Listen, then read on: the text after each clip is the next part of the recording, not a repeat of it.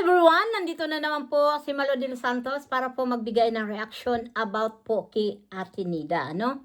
At siguro naman napanood ninyo yun. At hindi pa yung nakakapanood po ay puntahan nyo po ang YouTube channel ni Daddy Frankie na nandoon po nga yung pagiging emotional ni Ate Nida. Ano po? At pag napapag-usapan talaga po pag-abot sa pamilya at sa nanay, diyan po talaga nagiging emotional si Ate Nida. Ito po, pakinggan po muna natin ang video ni Daddy Frankie. Kukuha lang tayo ng kaunti para po may ideya tayo at doon natin po nga ay bigyan ng reaction or opinion po yung mga ginagawa ni Daddy Frankie. Ano? Dahil ang isang katulad ni Daddy Frankie talaga ay kahanga-hanga. Talaga dito po ay nare-real talk po talaga ang ibang mga vlogger. Ano po? Ito po, pakinggan po natin.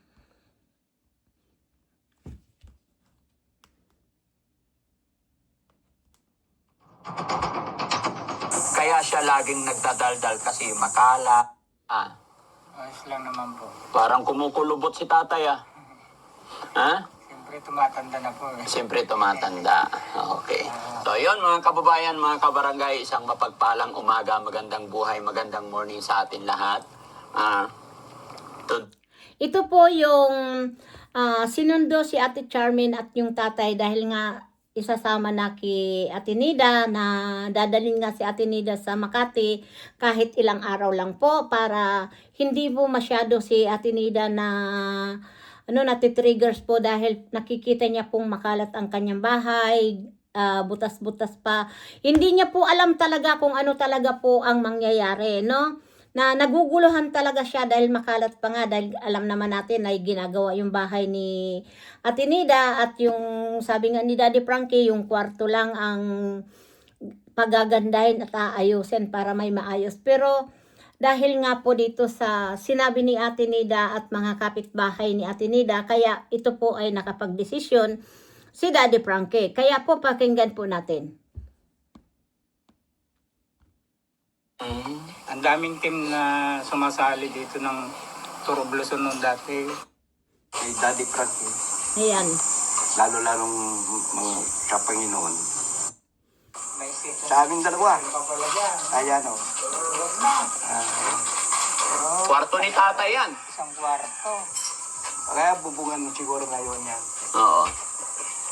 At saka palitada, Nandiyan na yung traffic niya eh. ako. Steel trusses yan. Matibay na po yan. Oo, pwede na. Alaga lang ng pentor. Ayun. Totoo yun, tay. Kasi kailangan talaga, pag may bahay ka, at least every 3 to 5 years, pinipinturahan ang bahay. Kasi pag hindi mo pininturahan, papangit ng papangit. Parang katawan din natin yan. Pag di natin inalagaan yung sarili natin. Kakalawangin pa rin ng kahit na Pipintura. mahira na ng pintura yan. Oo, pipinturahan yan. Para hindi siya, hindi siya, tawag nito, madaling kalawangin.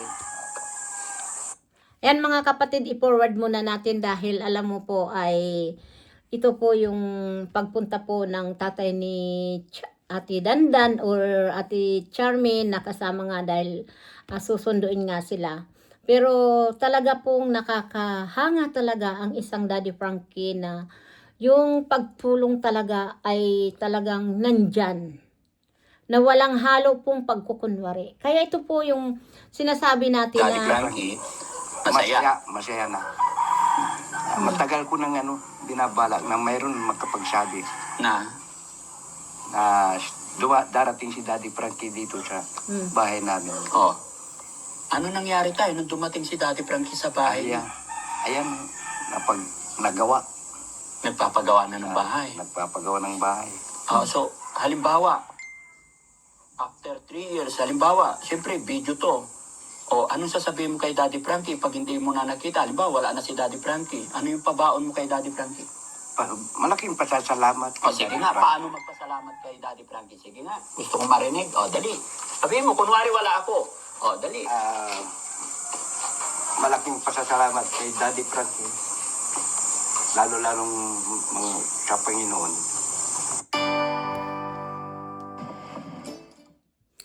Diba? Malaki ang pagpapasalamat nila kay Daddy Frankie na dumating sa buhay nila. Kaya alam mo, sa totoo lang po mga kapatid, si Ate Nida po, hindi niya ma-explain kung ano po yung kaligayahan na ramdaman niya po nang matulungan po sila ni Daddy Frankie. Si Ate Nida po, napansin ko po, mayroon siyang hindi niya maipaliwanag, di siya makapaniwala na may isang taong natutulong po sa kanila na magkakaroon po sila ng bahay, 'di ba? Na hindi nila po inaasahan na magkakaroon sila ng bahay, 'di ba po?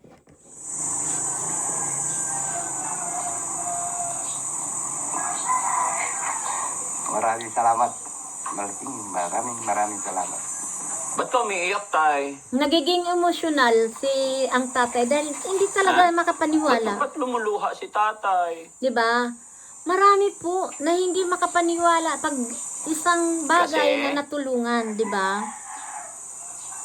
Hindi ko maasahan na darating na ganito.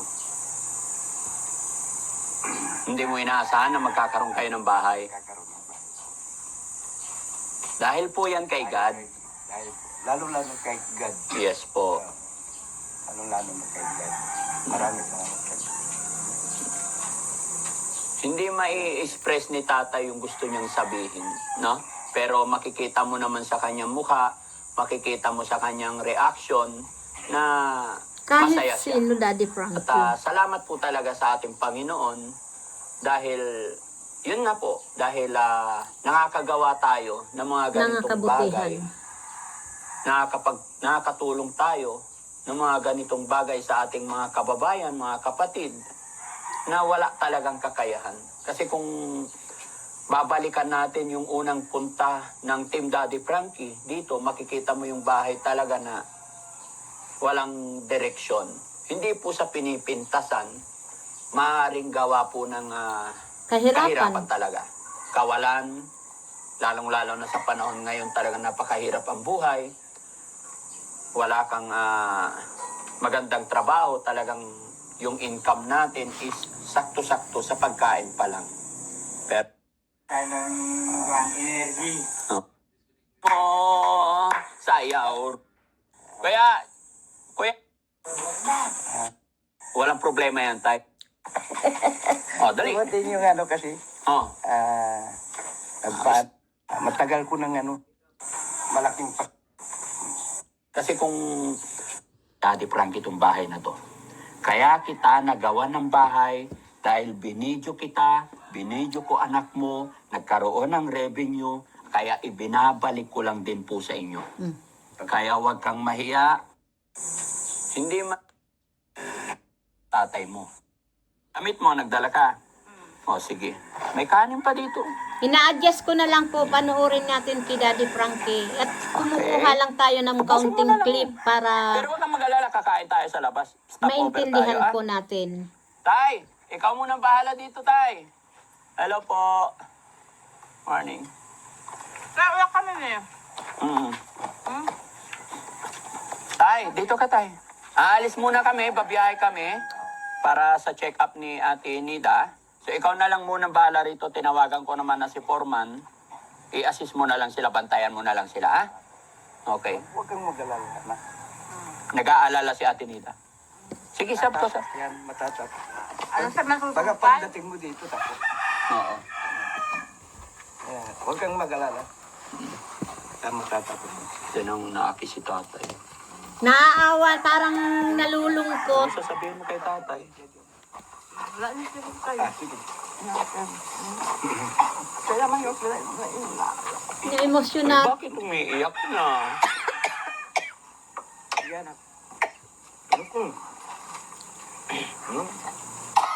Malaking nanay mo yata. Naalala niya yung nanay niya. Aki, Ay, sige. yun yung kila ba? Aki babawalan. Oo. Talakas sila manyunan. Oo. Huwag kang mag-alala. Nagbabawalan tatay na huwag masyadong uminom. Araw-araw.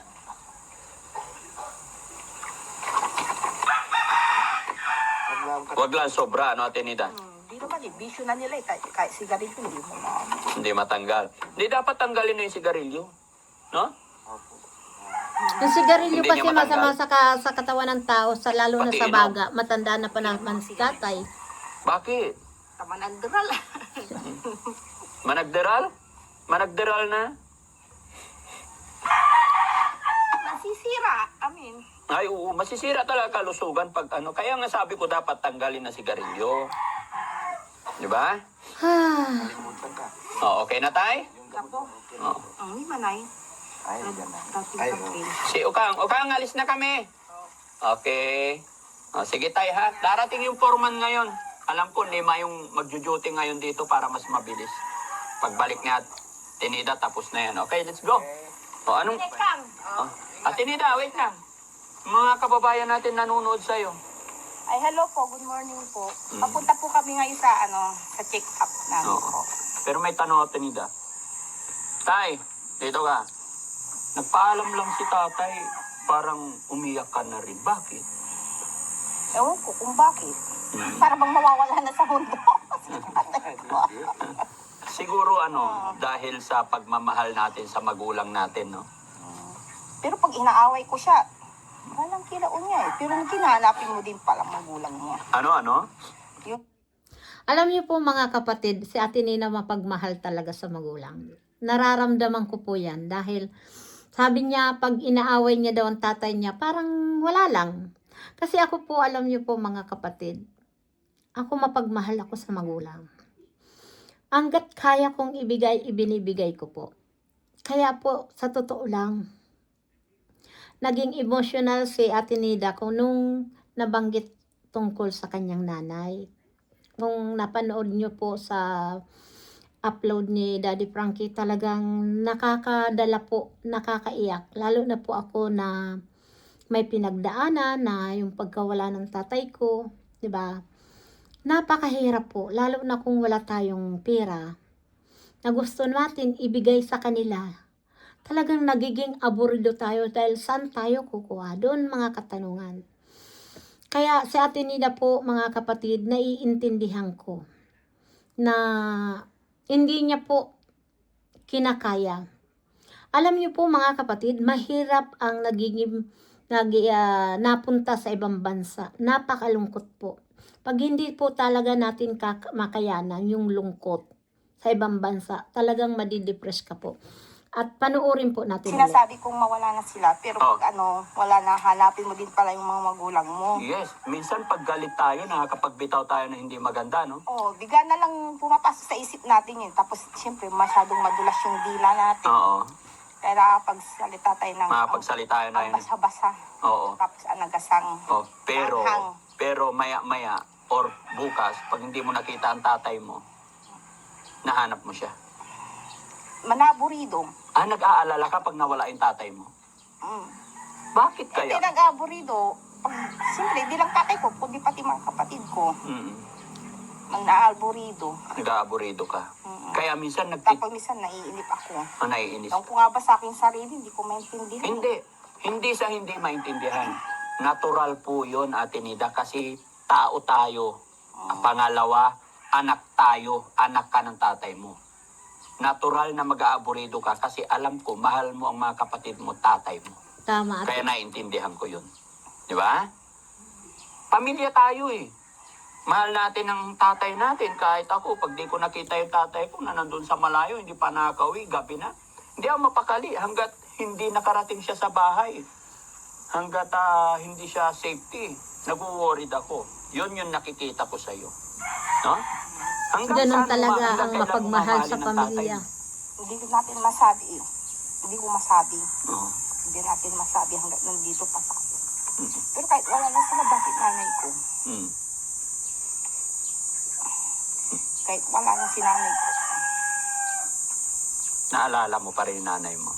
Diyan po. Ano yung mga moment, ano yung mga alaalang, Siguro pag nabuboy pa si nanay ko, gusto niya yung ganyan. gusto niya yung bahay na ganyan? Oo. Alam niyo po mga kapatid, kung sana daw nabubuhay pa ang nanay niya, gusto rin niya talagang mapaayos yung bahay niya. Yung gusto niya yung ganyan. Dahil alam niyo po mga kapatid, ang sabi nga ni Daddy Frankie ng mga kapitbahay, kaya daw po nag-abroad si Ate Nida dahil gusto niya pong maibigyan ng magandang bahay. Yun nga, ilang buwan lang si Ate Nida, bumalik na dahil nga nagkasakit, ano. At yun nga, yung sinasabi ko po na napakahirap po sa ibang bansa kapag yung hindi natin malabanan yung lungkot na wala ang ating pamilya. Malungkot po sa ibang bansa. Kaya ang akala po ng mga hindi nakapag-abroad na madali dito sa ibang bansa, mahirap po, lalo na kung wala ka pong pamilya dito. Kung nag-iisa ka, napakahirap po. Kahit marami kang mga kaibigan or makakilala, hindi po gaya ng kapamilya talaga na masasandalan mo. Kaya yung nangyari kay Ate Nida ay nauunawaan ko po. Naiintindihan ko dahil napakahirap po talaga na nag-iisa ka. Malungkot na hindi mo alam kung gaano kasakit na parang lahat buong katawan mo po, mararamdaman mo po yung lungkot. Kaya ito po si Ate Nida, yun po ang tingin ko sa kanya na doon siya na-depress talaga sa hindi niya kinayanan po yung lungkot sa ibang bansa. Ito patuloy po natin. Kahit hindi na, basta maano lang. Yun siguro. Hindi naranasan ng nanay mo ng bahay na ganyan, no? Oo. Kaya mga kapatid, panuorin na lang natin kay Daddy Frankie, yung ipagpatuloy na lang kay Daddy Frankie po sa upload. At yan, pasensya na po kayo at kumukuha lang tayong clip kay Daddy Frankie para po mayroon tayong ideya na puntahan niyo po ang upload ni Daddy Frankie, ang channel ni Daddy Frankie. At siyempre po, tayo naman ay suportahan po natin ang mga team Daddy Frankie at si Aling Rochelle. At sa team namin na mga reactor po, suportahan nyo po. Sana po ay tayo po mag-suportahan na lang na wala tayong issue. Dahil po sa totoo lang talaga, kahanga-hanga po ang isang Daddy Frankie na ngayon nga po ay binigyan ng cellphone si Ate Nida. At doon sa sponsor na nagpadala kay Ate Nida na 4,000, yung 2 taon po yun. Marami pong salamat sa inyong lahat na tumutulong, nagmamahal kay Ate Nida. At sana po bahala na sa inyo si God na magbalik ng siksik-liglig na biyaya po. At yung hindi pa po nakasubscribe po kay Malu de los Santos, please subscribe Malu de los Santos. At syempre po, pindutin nyo po yung all button para lagi kayong updated. Maraming salamat po sa mga charity vlogger na kagaya ni Daddy Frankie, na nandyan nga po si Pugong Biyahero, Sir Tikram, si Sir Vince TV, Ruel of Malalag. Ayan po ay mga tunay na charity vlogger. Nakita na naman natin po si Daddy Frankie na talagang transparent, kahit nga centavos lang ay ibinibigay yan. At kahanga-hanga po talaga yung sinabi ni Daddy Frankie na binibidyohan nila sila Ate Nida, yung mga beneficiary niya, pero yung video po yun, itinutulong nila. Like Ate Nida na binigyan niya po, pinagagawa niya ang bahay dahil po na binibidyohan niya. Kaya yun pinaliwanag niya po kay Ate Nida. Kaya si Ate Nida po, parang naging kampante na siya na hindi na siya nagwuwurid dahil pinababahayan sila na wala naman daw silang pera. Ano po, at marami pong salamat talaga sa team Daddy Frankie at kay Aling Rochelle. Thank you so much po sa inyong lahat. Paalam, we love you so much po. Mga kapatid, ayan, happy Labor Day. Thank you. Ingat-ingat po tayo. We love you so much. Bye-bye.